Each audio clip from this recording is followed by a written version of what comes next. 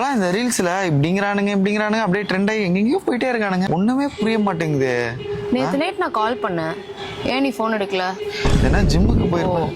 பிஸியா இருந்திருப்பல. ஆமா, ஜிம்முக்கு போயிருப்பேன். இப்போ ஏன் நான் வெயில நிக்க வச்சு பேசிட்டு இருக்க?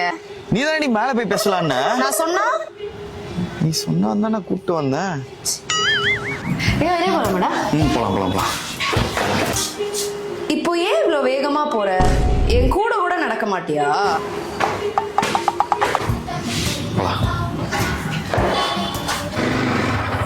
லேட் ஆயிடுச்சா?